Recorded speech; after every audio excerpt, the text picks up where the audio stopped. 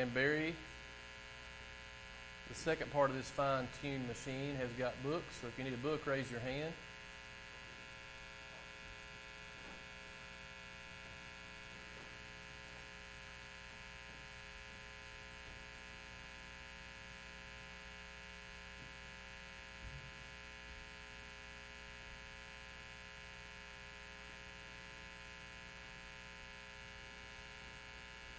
John, since I've already picked on you, I'll ask you if you don't mind to lead us in a word of prayer before we get started, sir.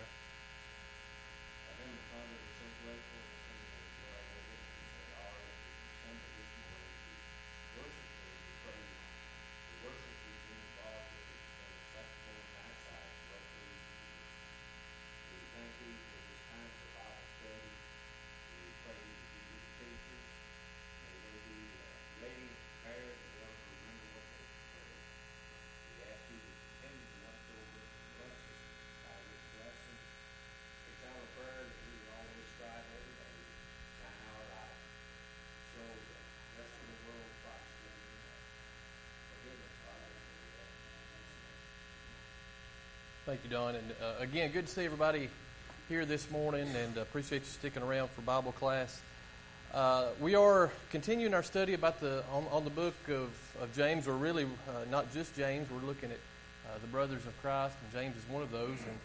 And we're on lesson 9 in your book, The Brevity of Life. And it's a subject we don't always enjoy talking about. It's sort of morbid in a way to talk about it, but it is a reality. And I'll start this morning with a little audience participation. I want you to raise your hand if you have heard the term or read the term YOLO. Y-O-L-O, YOLO. So some of you have. Those of you, anybody who's heard it that actually knows what it means? All right. Most of you that have heard it know what it means. A couple of school teachers I noticed, Denise and Beth, both know what it means, because if we went downstairs and asked, what does YOLO mean? I guarantee every kid, probably at least teenage and probably younger than that, knows what YOLO stands for. YOLO is a slang term. It's an acronym. You only live once. And Amanda taught 6th grade last year, and she was very familiar with YOLO because the kids are all about saying YOLO to each other, to their teachers, to whoever. That and fidget spinners is something that drives her crazy, I think. And so if you don't know what a fidget spinner is, ask one of these teachers and they will educate you on the wonderful device that is the fidget spinner. But YOLO, at its least, is simply a reminder to these young people and adults who use the term too, that life, we only go through it once, and that sometimes we have to take risks and enjoy life. But if you take it too far, and some people do, YOLO can mean let's do some dangerous things. Let's take extreme risks. Let's be even irresponsible. You want to sneak out of your parents' house and go to a party that they said you don't need to go to? YOLO. You only live once. Let's take that risk. Let's do it. You want to buy that new car when you can't even pay your rent? YOLO. You only live once. And like anything, we can take things too far. And YOLO is one of those terms that can be good, and we'll talk about that, maybe some positive aspect, or it can be negative, and we can take it too far. James, as he writes to us in James chapter 4, and we're going to read that, understood YOLO. He obviously didn't use that term, but he understood that you only live once. And he stresses to us that since you only live once, and since life is short and it's brief, that we need to live in a certain way. And it's a different way than maybe some of us today and some folks today use the term YOLO and have in mind when they think about how short life is and what that means and how they react to that. So let's read our text in James chapter 4. We're going to begin in verse 11. Do not speak evil of one another, brethren. He who speaks evil of a brother and judges his brother speaks evil of the law and judges the law. But if you judge the law, you are not a doer of the law, but a judge. there is one lawgiver who is able to save and to destroy. Who are you to judge another? Come now, you who say, today or tomorrow we will go to such and such a city, spend a year there, buy and sell, and make a profit. Whereas you do not know what will happen tomorrow, for what is your life? It is even a vapor that appears for a little time and then vanishes away. Instead, you ought to say, if the Lord wills, we shall live and do this or that. But now you boast in your arrogance. All such boasting is evil. Therefore, to him who knows to do good and does not do it, to him it is sin.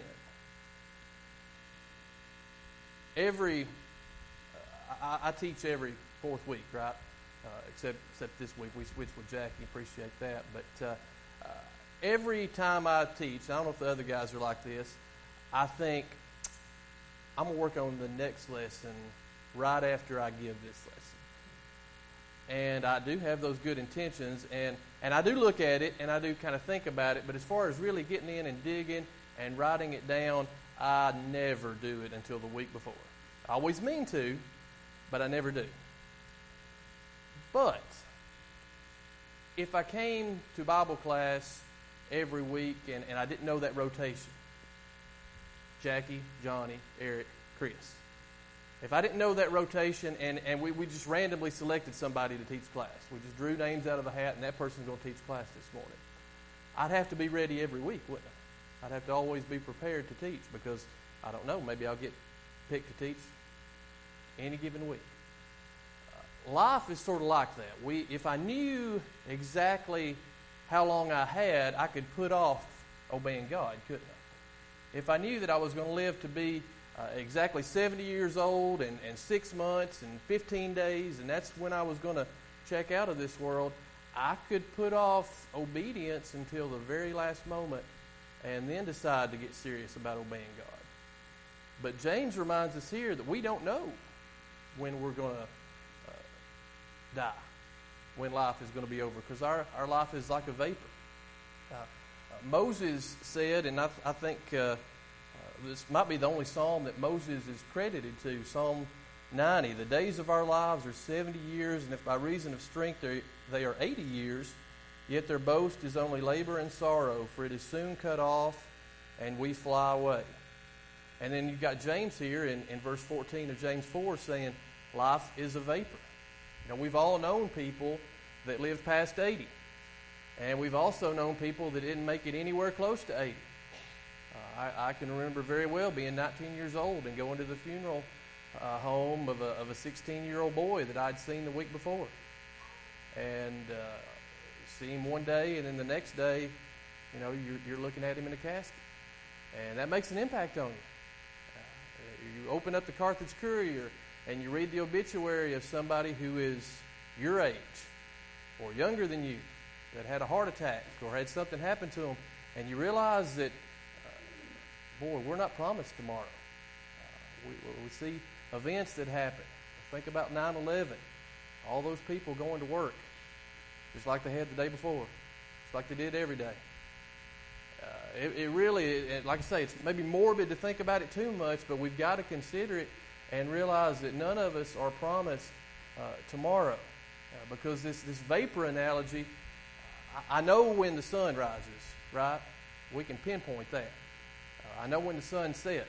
We meteorologists or whoever can pinpoint that. But that vapor, that morning fog, we can't pinpoint when that's going to go away. It's just here a moment and then it's gone. And James says that's how life is. But he didn't just say that. You know, he didn't just say life is short and leave it at that. He said life is brief, and here's what you need to do about it. And it's different than how sometimes in the world we look at the fact that life is brief, and here's what we need to do about it. Sometimes in the world we say life is short, so let's enjoy it. Let's do whatever we want. Let's do what pleases us. Let's look at a parable or a story. Luke 12, one that's familiar with us, but to most of us, but we'll look at it because I think it goes right along with what we're talking about.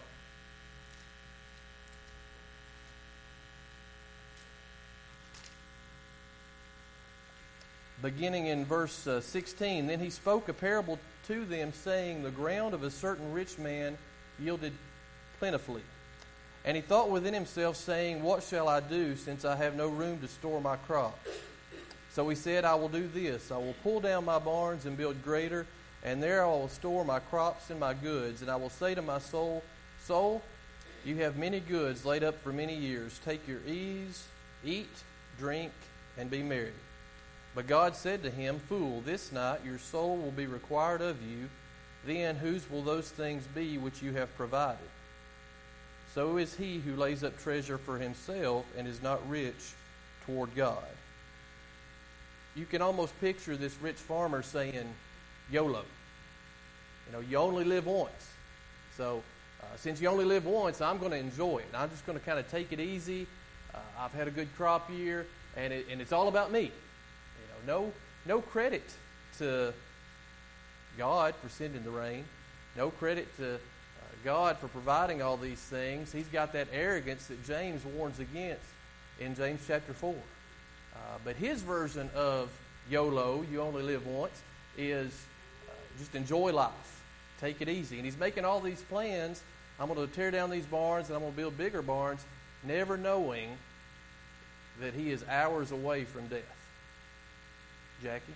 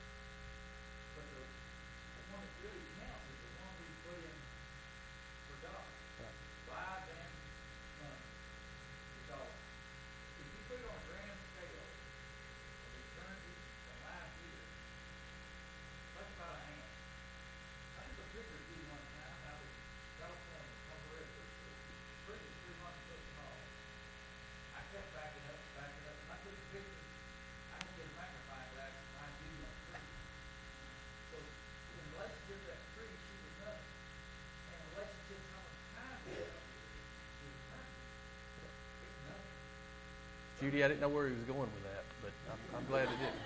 You're right, but thank you for that. And James here, just so we don't misunderstand, I'm with you, Jackie. I don't think he's saying, don't plan for tomorrow. He's not saying that at all. He's saying let's keep God in our plans. If I'm expecting the government to take care of me at retirement, that's probably not a good plan. So I need to plan for the future, but I also need to keep in mind that it's not promised, and that God needs to be in those plans. So we looked at the rich farmer, but let's look at Paul in 2 Corinthians chapter 4. I want you to see the difference in attitude. And Paul could have said YOLO, but he had a very different attitude about life and about eternity. In 2 Corinthians 4, let's start in verse 16. Therefore we do not lose heart, even though our outward man is perishing, yet the inward man is being renewed day by day. For our light affliction, which is but for a moment, is working for us a far more exceeding and eternal weight of glory. While we do not look at the things which are seen, but at the things which are not seen. For the things which are seen are temporary, but the things which are not seen are eternal. You see the difference there in the attitude? You've got the rich man, or the rich fool, rich farmer, whatever you want to call him, me, myself, I, all those personal pronouns about what I'm going to do and how good a year I've had. And then you've got Paul, who might have also said, you only live once. But here's what we need to focus on. He's not focused on those temporary things. He's not focused on the money and the earthly possessions. He's looking at the eternal things.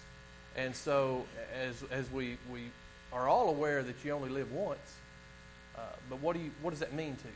What are you going to do about that? That's the question. And that's what James wanted to get across to us, I think, as he wrote these things. And points out, he mentions three things that since life is short, Since we only live once and we don't know how long that's going to be, there's three things we need to keep in mind. And the first one that he mentions in verses 11 and 12 is speaking evil. He says, life is too short to go around speaking evil about others. Now, the Greek term, and you all know that I'm not a Greek expert, so I'm not even going to try to pronounce the word, but it's spelled K-A-T-A-L-A-L-E-I-T-E. So I have no idea how to pronounce that, but that term where James says speak evil means speaking anything that may hurt or injure another. You've probably heard of the triple filter test that Socrates is credited with. I don't know if he actually came up with it or not, but the story goes that a young man came up to Socrates, that great philosopher, and said, I want to tell you something about your friend, about a friend of yours I heard. And Socrates stopped him and said, now before you tell me this piece of information, let's make sure it passes this triple filter test. And he said, first of all, first part of the test is what you're going to tell me about this other person good. Is it something good?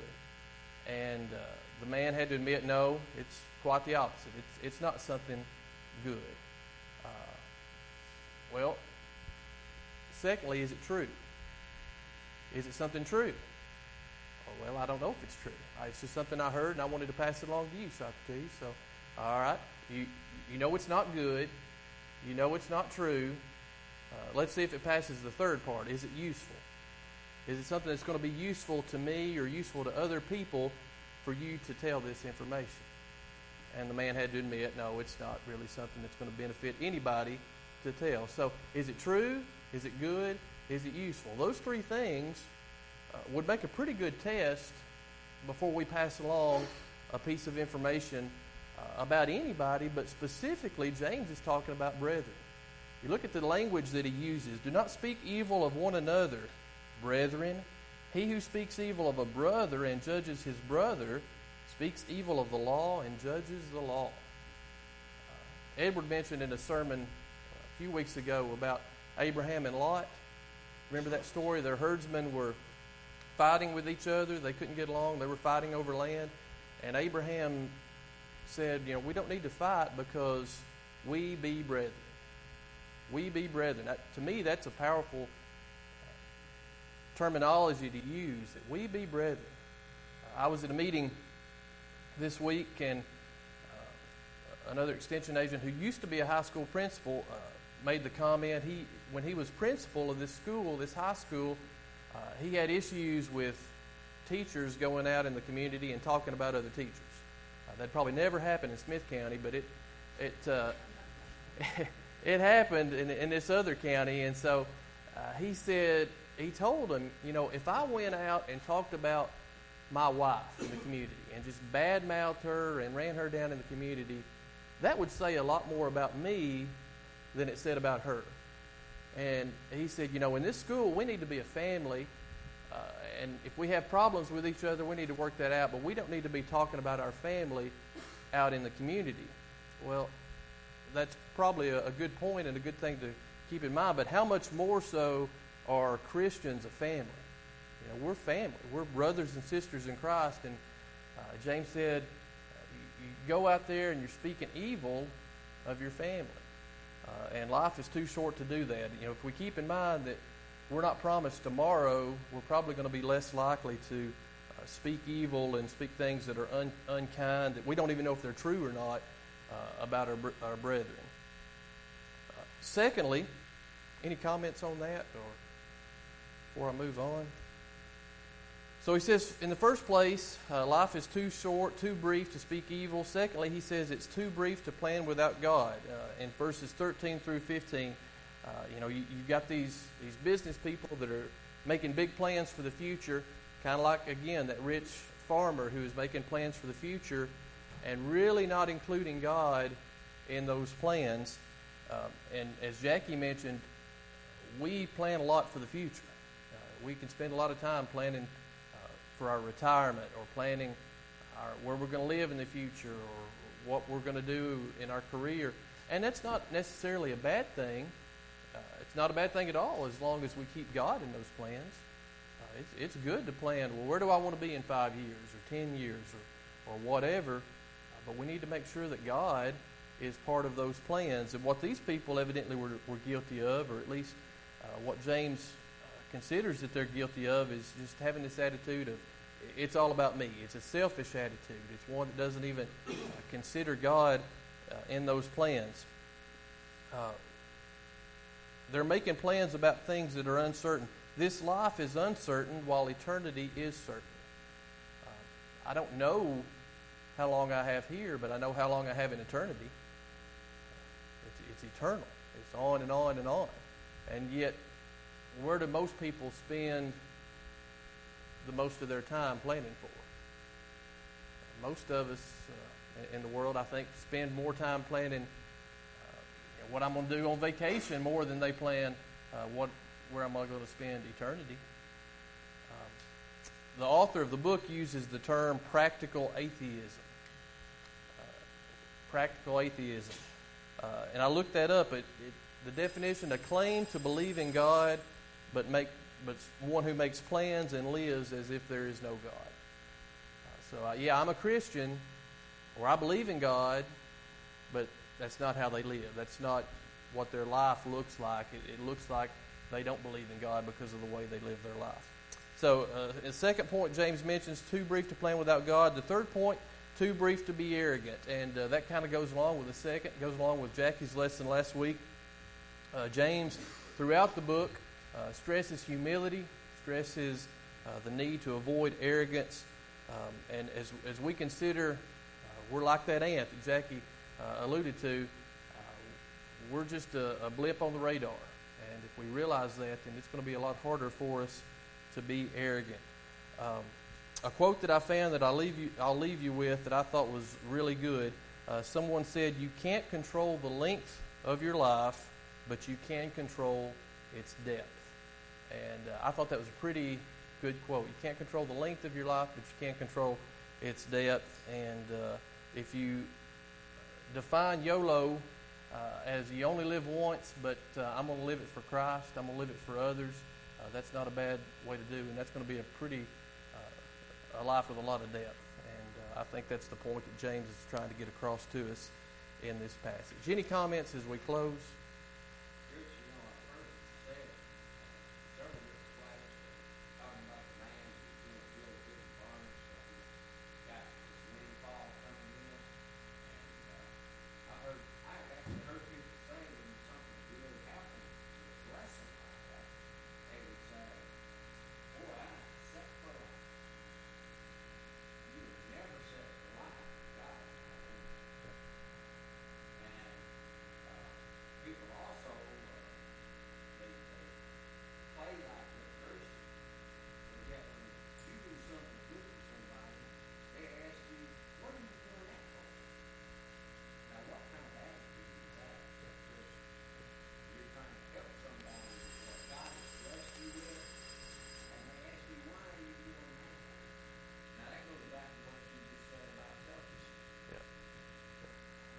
And human nature hasn't changed, and that's always the interesting thing as you study the Bible, that people are today just like they were back then.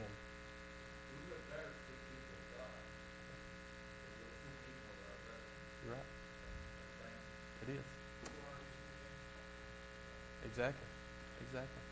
Thank you for your comments and for being